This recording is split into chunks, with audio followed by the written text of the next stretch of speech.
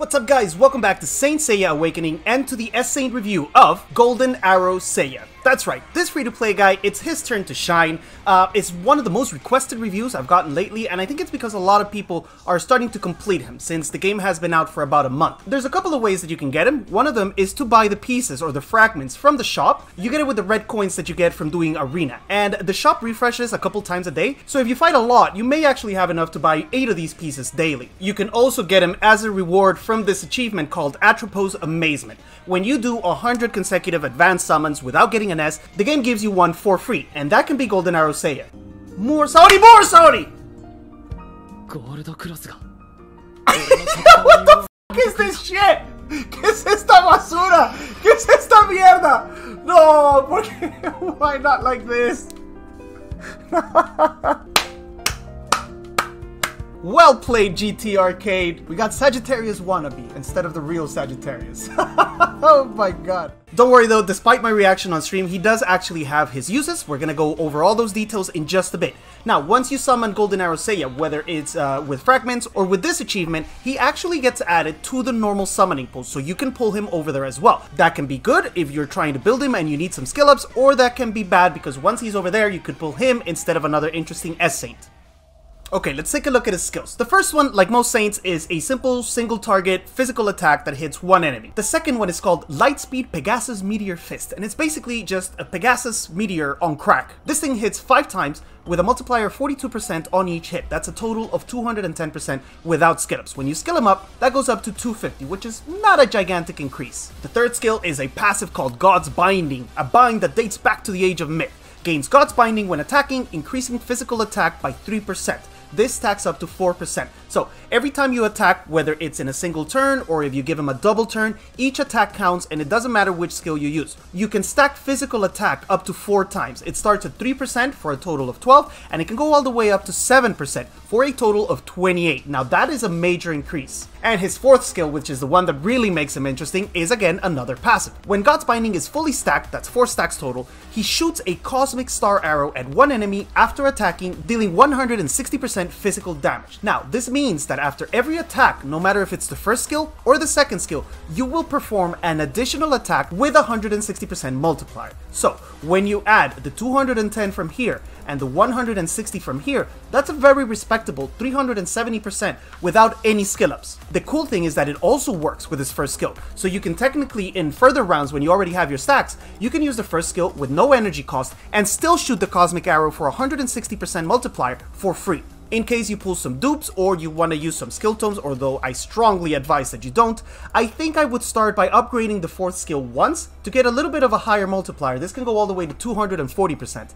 Then I would upgrade the third one once, then I would upgrade the second one once, and if by some miracle I have a ton of these Golden Arrow Seiyas, then I would focus, once I have those 3 at level 2, I would focus on trying to max the last skill, the passive, the Cosmic Star Arrow. His Cosmo is pretty straight up. He is a physical single target attacker. He doesn't do anything fancy like apply debuffs or break defense or any of those things, so you really just want to go with the best physical Cosmo you have. Under Solar, the options as always are P-Stone and Fire Drop, depending if you want to go for a little bit more physical attack or if you want to go for some crit effect and a little bit of life. In Lunar, Tenacity and Bloom are still the only options. Seiya does not benefit him because he has no status, so it doesn't really work. Under Star, we have Staunch with a P-Crit level. You can start with that. If for some reason someday you end up with 3000 P-Crit level, you could switch to New Moon for speed, but really that's unlikely to happen. So Staunch continues to be pretty much the only option for physical attackers under the Blue Cosmo. Now Legendary. Legendary, it's where it gets a little bit more interesting. Because he is a multi-attacker, remember, he can attack up to 6 times, because his meteor attacks 5, and then he shoots the extra arrow. So he is a multi-attacker, and we've said several times that multi-attackers benefit greatly from Kingfisher, because they have several chances to proc this special effect and ignore the enemy's defense, which boosts their damage by quite a bit. A really interesting option though on this Golden Arrow Seiya is Felina. Felina gives you a 50% damage boost when you don't use any energy on the previous round. So because he shoots his cosmic arrow for free once he has the stacks, you could use a really cool Luna combination where you give him 2 turns. On the first one, you use your first attack, which uses no energy and shoots the cosmic arrow anyway, and then on your second move, you go for the big damage with the meteor, 5 attacks plus the arrow. That could be a lot of fun. And I actually have all the materials to build up a Saint on the SEA version, and I'm really tempted to build this guy and have some fun with him because he can be a very interesting unit. Worth mentioning as always are Vulcan Chain and King Giant. Vulcan Chain boosts your attack when the enemy has a lot of life. King Giant boosts your attack when the enemy has low life. So when it comes time for those bosses that take several days to beat, you could go with Vulcan Chain at the beginning of the fight and with King Giant at the end of the fight when he's low HP. Kind of interchange them and boost your damage that way. Still though, I think Kingfisher is really good and I think Felina is really interesting. So I would go with any of those before the damage boosters just to have a little bit more fun. In substats, as always, for physical attackers, we're looking for physical attack, crit level, crit effect. You want to get some HP on him because his is not that great, and some speed never hurts. If you manage to move before the enemy, there's a higher likelihood that you'll kill before he kills you. Other than that, Reed really doesn't need much. He doesn't need status hit. He doesn't need anything other than just hitting hard and staying alive. And speaking of staying alive, that may be one of the biggest issues that he has, is that his HP pool is really very low. He is a C rank in HP, meaning he's very prone to getting one shot. His speed is also, it's decent, it's not amazing, but it is an A rank, it's 235, it's a good start. If you go with speed Cosmo, there's a very high chance that you'll move before the enemy. Other of his weaknesses, like all attackers, are control. He's susceptible to being frozen, stunned, silence. Though silence in his case is not that big of a weakness, because remember, once you have the stacks, you can use your first skill with 0 energy and still proc the golden arrow. His #1 enemy in the game, like all single target attackers, is Juna. You can either ban her if you're doing Galactic Duel, or you can use silence to prevent her from using her Vine. That can be done with a Nero Priest or with a really fast Virgo. Another one of his weaknesses, and this is specific to PvP, is that it does take him a while to stack. He needs 4 turns or 4 attacks total, so it's gonna be a while before you get the full potential out of him, but if you can stay alive long enough, he will eventually do some really good damage. And that leads us into the teams that are great with him. By far, I think one of his best friends is Luna, because she can give him 2 turns on every round. So by the start of the 3rd round, he'll be fully stacked and ready to do major damage. He does benefit from buffs like Nachi's and Data Loss, so definitely those guys are good with him. Like we mentioned, his life is not too high, so you may want to bring some protection,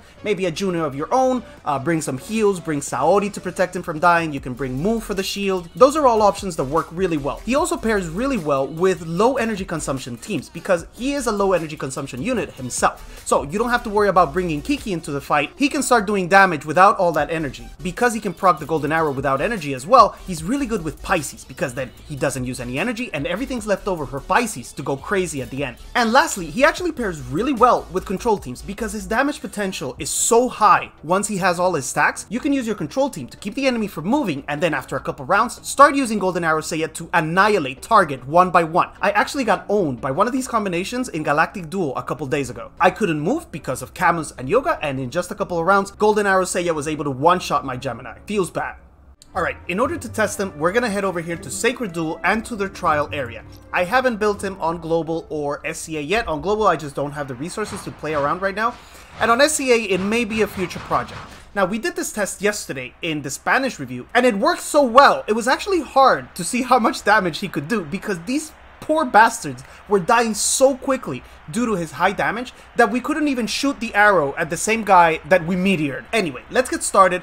On the first round, we're gonna do nothing special. We're just gonna use his first skill without buff, without any fancy stuff, and see how much damage he does.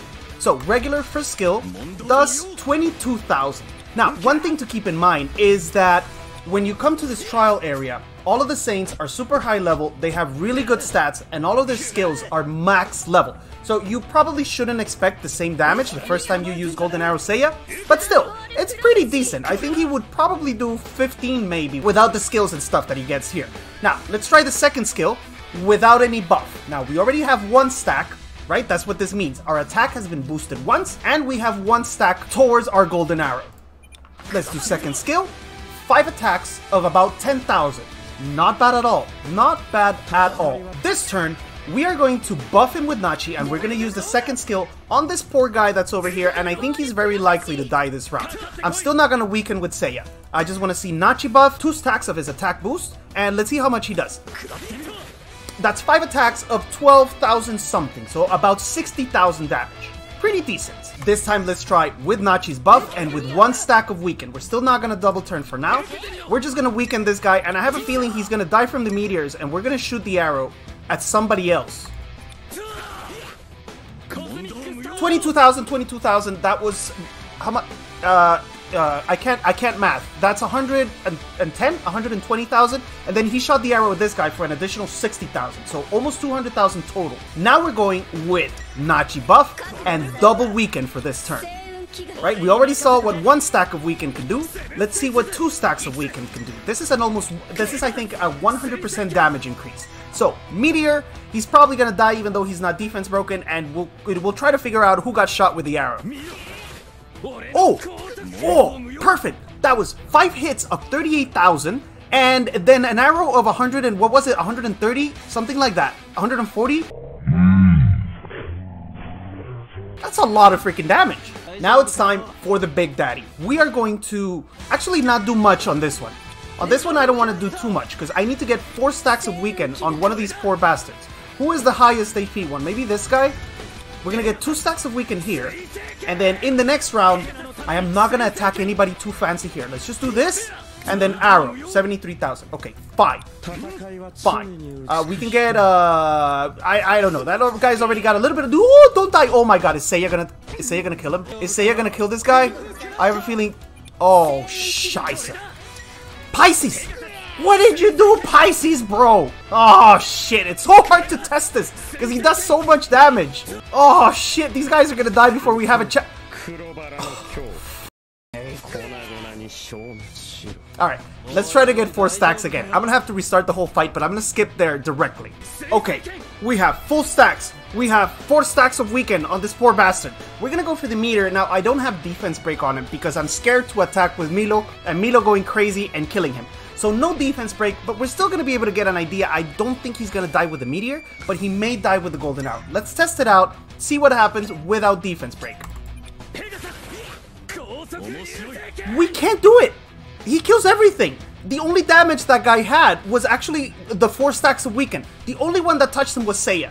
But he did over 200,000 damage with just the meteor. Now imagine if you could shoot the arrow at the same target that you just meteored. That would be a total of, I don't know, 350? 400,000 damage? Imagine him fighting against a long boss, like a Legion boss or something like that, where you have enough time to get all your stacks, get all your boosts, get all your shit ready and set up. I actually double turned the wrong guy. It doesn't matter. We're gonna meteor him. We're gonna golden arrow him. We're gonna freaking, we got 3 turns for God's sake. Oh my god. You get the idea. In long fights, his use, particularly, especially in the game, his best use has to be Legion boss. I think that's where he shines the most. In PvP, he could be useful, but because it takes him a while to stack, it may not be the best option. However, in Legion boss, you have 10 rounds. 10 rounds to armor break, 10 rounds to stack weaken, 10 rounds for this guy to go crazy to defense break. If you haven't pulled a super strong single target damage dealer yet, then Golden Arrow may be an option for you. Now, obviously, there's always the chance that you may pull a Sagittarius or a Doko or God knows what else, but still, he requires no energy. His Cosmo is really easy to build.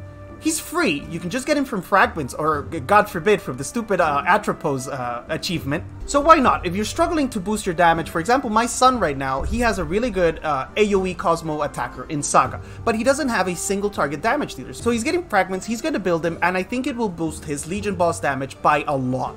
Anyway guys, that's gonna be it for today. I hope the guide is useful. This guy is interesting. He can be fun with all the procs and the golden arrow. I do think there are better options out there than him, but if you don't happen to get one of those options, then this guy could be the man for you. Now as always, if you haven't already, please hit like, please subscribe to the channel, and I'll see you guys again very soon. Bye!